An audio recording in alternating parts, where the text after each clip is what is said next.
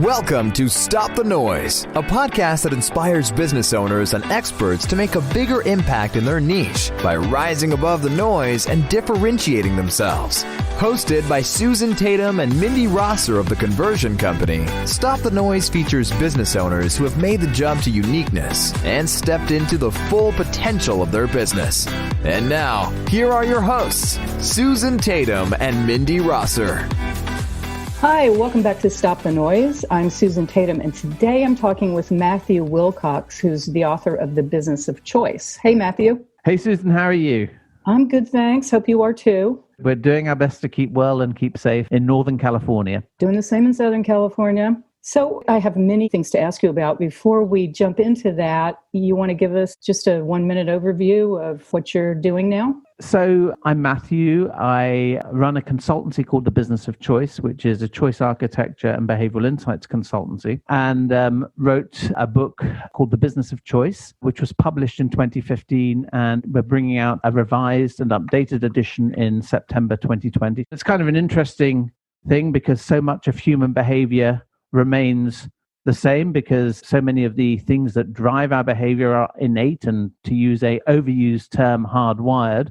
But context does change things enormously and even beyond recognition. And so even in the 5 years since 2015, even before the COVID-19 crisis started, enough had changed for me to do a substantial revise of my book in terms of how we should think about how people make choices. Prior to setting up my own consultancy, I worked with global advertising agencies for a couple of decades, most recently with one called Foot Kernan Belding, or FCB, and as well as being their chief strategy officer on the West Coast, I ran a group called the Institute of Decision Making, which was a think tank that brought together academics who studied choice and practitioners who could learn from what behavioral scientists, decision scientists have been learning about how people make decisions. And so that was sort of the impetus for me to move from being essentially a brand and communication strategist to somebody applying insights from behavioral science. So what changed in the 5 years that led you to do another edition of your book? In the way that we look at human behavior? So I've changed. I've learned more. When I wrote the book, it was really at the beginning of business and organizations embracing insights from behavioral science. I would go to academic conferences and I would be the only practitioner in the room. That is now changing. And in fact, there are behavioral science conferences and organizations specifically focused on practitioners. So I learned many things from the work I was doing. But secondly, there has been new research. When I say new research, this isn't research that tells us the world is flat when we've been told it's round. It's not research that changes things dramatically, but it does build on some existing principles. And in some cases, it makes us feel that principles may not be as universal or as generalizable as perhaps we thought they were. And I think there's also some things that are changing in the world of the people whose decisions we want to influence. There's a chapter in the book now about how artificial intelligence can work both with marketers and other people who are trying to influence choice, but also how it affects the choosers. So I want to make a quick distinction here. I don't talk about people as consumers, I talk about them as choosers. Because what we do with marketing is we try to affect how and influence the choices that they make. I also think that given the world we have been living in until the beginning of this year, to focus on the notion of consumption is probably not tuned into how organizations should be thinking about the world as well. And let's face it, a lot of businesses are not really just about consumption. A lot of the valuable things that people will pay for now are experiences. And I don't think that counts as consumption in the same way as we've typically defined consumption in the past. So I don't use the word consumer, I talk about choosers. And so the world our chooser lives in has changed because one of the things we know is that many more choices that people make are influenced in some way by not just what they're picking up themselves, but by what AI and machine learning is prompting to them. So I kind of looked into the research that tries to understand how marketers can use that, but also what that means for the choices that people can make and how they might feel about those choices. When I wrote the book in 2014, Alexa hardly existed. And now we've got something like 120 million Alexa-enabled devices in American households now. In fact, I think it's even more than that.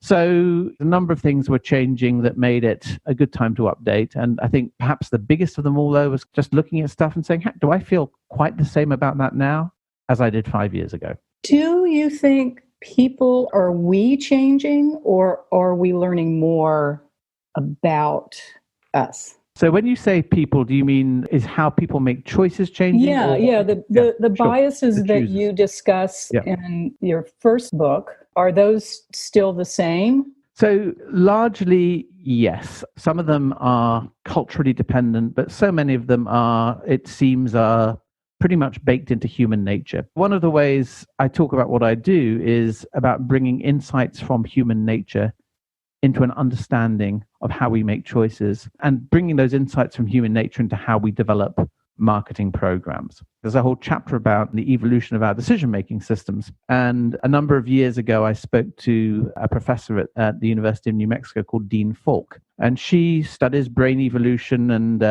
actually studies fossils of skulls to try to work out how the brains have changed over tens and thousands of years. I mean, even going back 80, 90, 100,000 years. And even 10,000 years ago is essentially today in terms of the evolution of the brain and how we make choices. So these mechanisms that we use have a very, very long evolutionary history.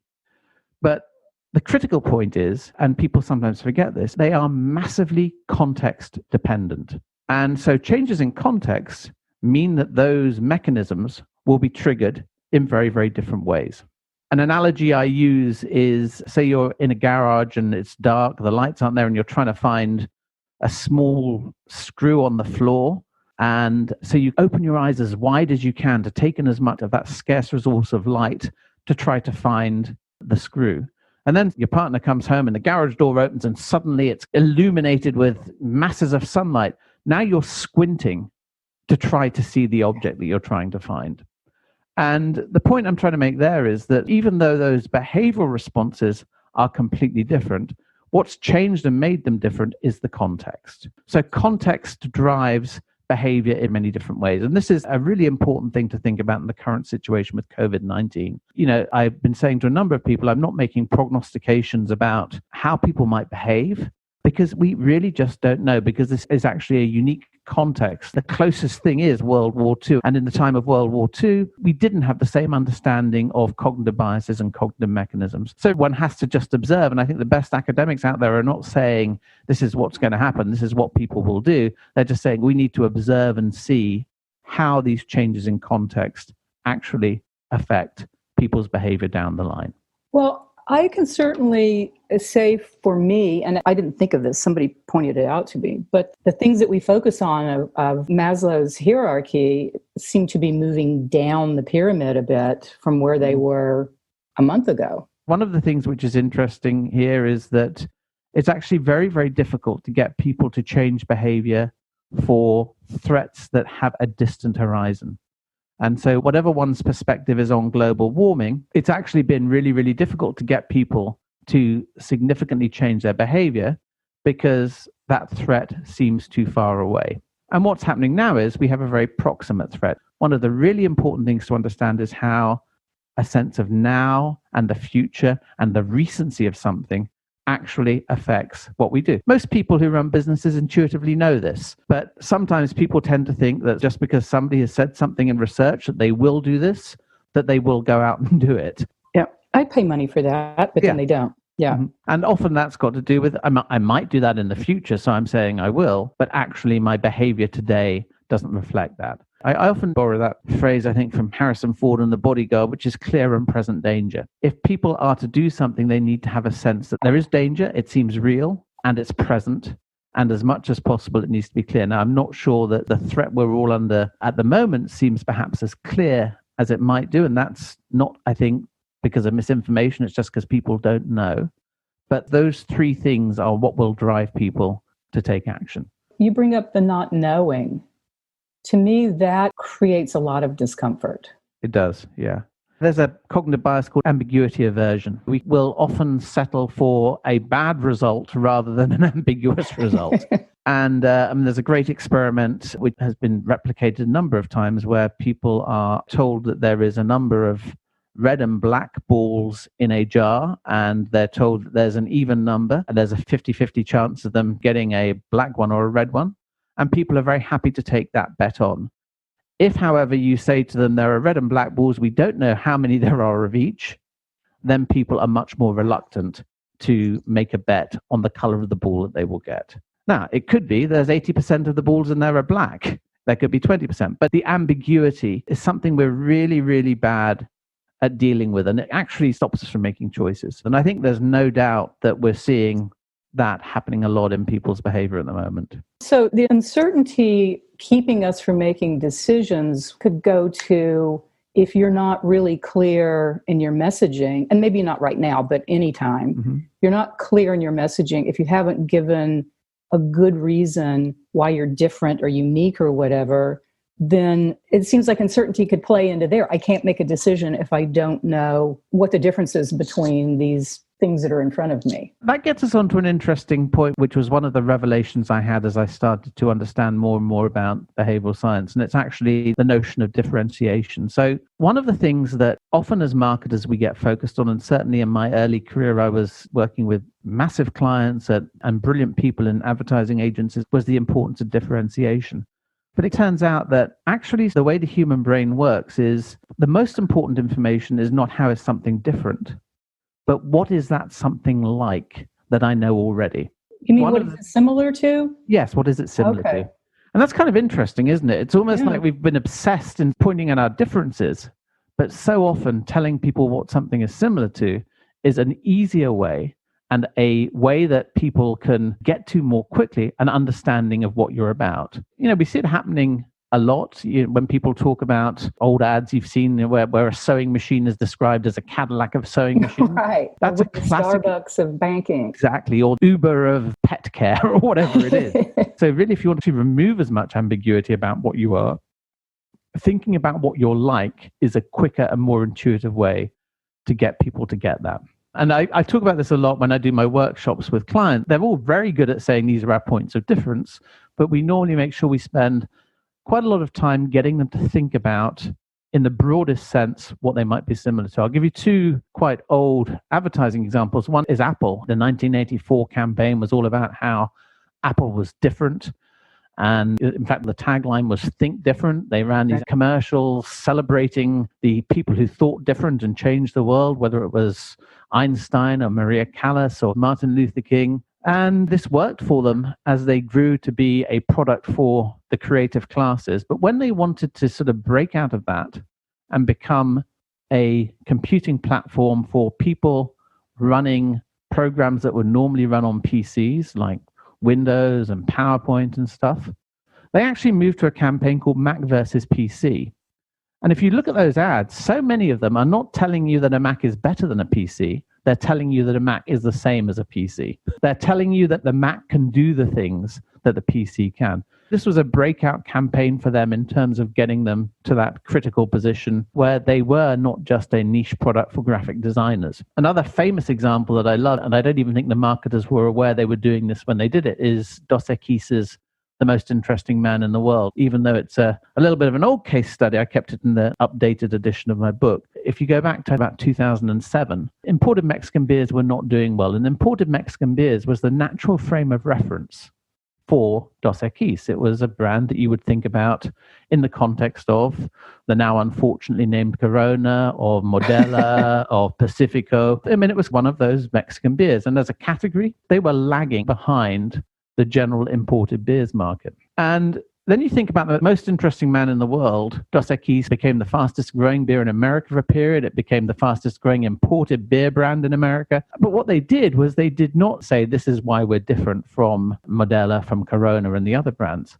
What they did was they actually kind of said they were similar to something, but they chose what they were similar to in a very clever and inspired way.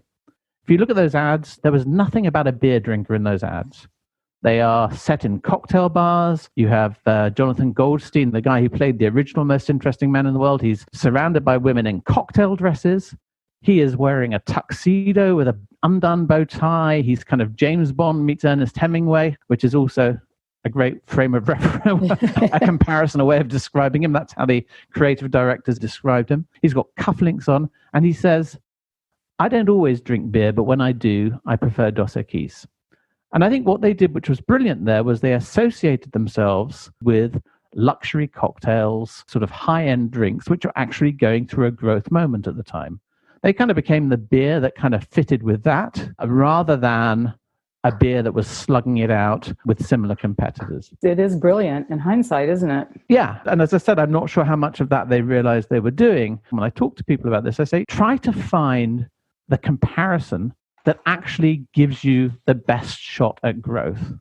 And that may not be your competitors. It's important, of course, to have your points of difference, but it's also really important, some would say more important, to understand what you're similar to.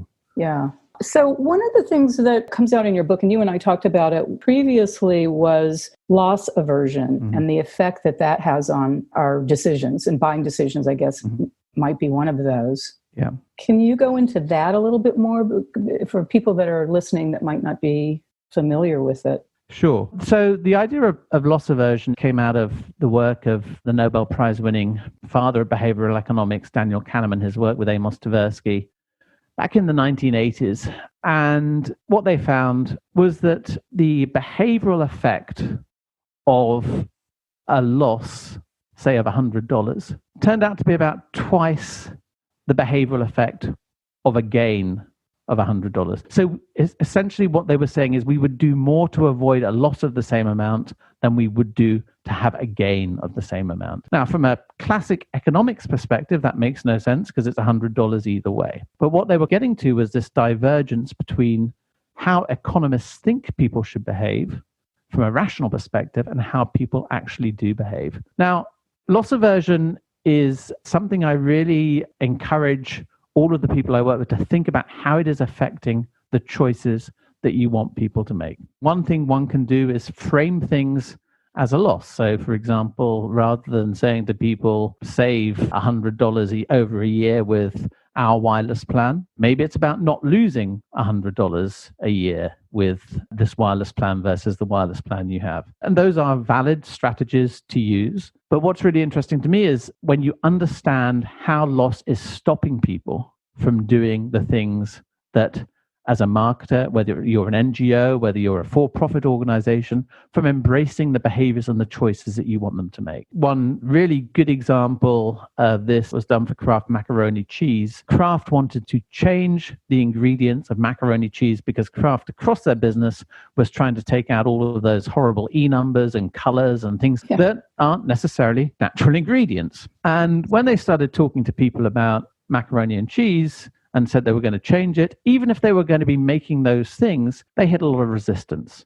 People didn't want them messing with their mac cheese. People didn't want to lose something that they knew. If you enjoy this product, any change kind of registers as a loss in some way or another. And the classic case, of course, is new improved Coke. Even if you are actually making the product better and your research tells you that product is better, I think it's really important for all marketers to understand that any improvement can be seen as a loss by some people who buy your product.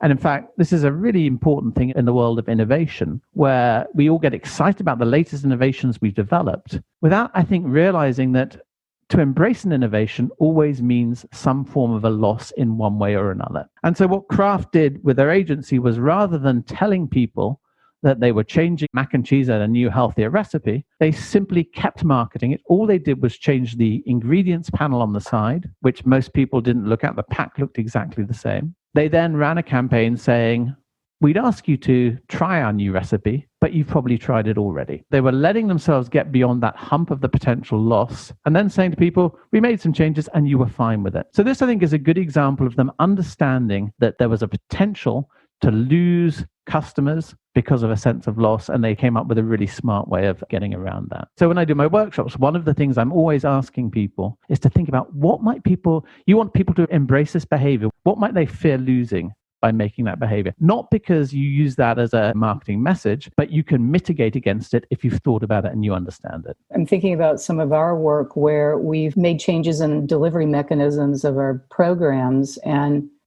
maybe we're making it easier for the client, but some of them feel that they're not as involved anymore, that they really wanted to be part of it. That's a classic example. When you make this an easier process, people can lose a sense of mastery. People like to be the experts of figuring out how to do something. And then if you say, well, actually, we made it easy, you don't need to do that anymore, they may feel less attached. They may have less of an emotional involvement with what you're doing. It's a lot to think about. When you were talking about loss aversion, it seemed like some of what you were describing might be resistance to change. So yes, that's a good question. I talked earlier on about how perspectives on research has changed even since I wrote the first edition of the book. And in fact, one area where it's changed to some extent is the notion of loss aversion. If you were to pick up a textbook from 5-10 years ago, you would see it pretty much described as an ironclad rule. But what we know is that sometimes people are more loss averse than others. In some cultures, loss aversion may weigh in more than others. And in some contexts, it certainly does weigh in more than others. But so, yeah, you get to the notion of resistance to change. And this is a thing called the status quo bias. That's the term used for the cognitive bias that describes lots of our aversion to change. But a lot of the underpinnings of status quo bias do come from loss aversion. And there's a great quote from a guy called Ron Heifetz, who's a professor at the Kennedy School at Harvard, where he says, it's not so much that people are change averse, it's that they're loss averse, because in every change, there is the danger of a loss in some way. Now, that said, sometimes there is a resistance because it's an effort, but even an effort is a loss. The effort of learning how to do something differently, or even just the effort of thinking about something differently, is effectively kind of a loss of energy resources. When we were chatting earlier, we talked about how we have a limited cognitive capacity. And one of the things we're really smart at is how we use that. One last question for you. You mentioned in your book, our intuitions want to go for a short-term answer. We want to get to a quick solution. We want to take action, but sometimes we need to pause a little. And I know that you don't want to be making predictions about the situation that we're in now because it's all too new. But is that, in your opinion, a concept or some advice that we should be listening to now and not trying to be too reactive? I think it's really, really difficult at the moment. We're not very good at imagining future outcomes. We are much more focused on something which is proximate and is now. The notion of future outcomes is based on continuity and some certainty in the future. So saving for retirement, which most Americans are not as good as we have said they should be. And one of the reasons is that we want to take the reward now rather than give that reward to ourselves in the future. And quite interestingly, when we think about ourselves in the future, there's some great neuroscience research that shows it almost becomes like another person. So we're not wanting to give that money that we could have now to someone else in the future. I think what goes out of the window at the moment is that level of certainty. I'm finding it very, very difficult to have a long-term perspective on things because I just don't know what things, this will be over, but I don't think any of us know what that recovery will look like. And I think what I'm guided by most of the moment is some of the academics who are just saying, look, don't make predictions, just observe, keep observing. It's almost like keep living in the question rather than trying to figure out what will happen. So normally my advice would be, yes, try to get ahead of this and think into the future. But at the moment, I think we don't really know what we're getting ahead of. Would you say that there's more interest in human connection and it's more meaningful now, even though we can't really connect face-to-face with people? We're seeing a lot of studies. I was on a webinar yesterday, which was based on data which was a week old. And a week old data 2 months ago would have been like as up to date as it could be. Yeah. Yet in this webinar, the presenters were continually apologizing as to how their week old data. It's like, well, we don't know if this is true today because of this development, and this development. And this was about consumer behavior and media habits and senses about social behavior in the COVID era. My sense would be human connection is always important, and very often we don't realize the importance of things until they become scarcer. And this again is a behavioral principle. The power of scarcity makes us really want things more. One of the things this research company did talk about was the importance of community efforts as well. And so perhaps one good thing which will come out of this will be a stronger focus on community and connection. Well, I think that's something good to hope for sure. Matthew, thank you so much for spending the time with me. I'm sure you've got people bugging you with questions constantly now. And as I said, I'm trying to have a view which is, I don't know the answers, but getting people to think about what's happening literally in the day-to-day of their business. If I say one thing, the most important thing at the moment that people can do with is a sense of feeling safe and empathy. But as businesses and as human to human humans, if we can just think about sort of helping people feel safe and creating that sense of empathy whenever there is the occasion to do it. I mean, we all would have got an inbox full of emails from companies telling you how they're dealing with the COVID crisis. The one I got that stood out for me was one from Levi's, which said, buying jeans is probably the last thing on your mind at the moment. And I thought that is sort of what I want to hear from a company, rather than when you can't do this, but you can buy our product online, or you can do this, that, and the other. Okay. Anything else I should have asked you about? Not that I can think of. If people have questions and would like to get in touch, if somebody's got a point of view, I'm very happy to be part of that discussion. Great to chat, Susan, and keep safe and well. You too, Matthew. Thank you for listening to another episode here on Stop the Noise with Susan Tatum and Mindy Rosser. We hope you found inspiration and value in today's show. For additional resources and to learn more about our offerings, visit theconversioncompany.com. Join us again next time here on Stop the Noise.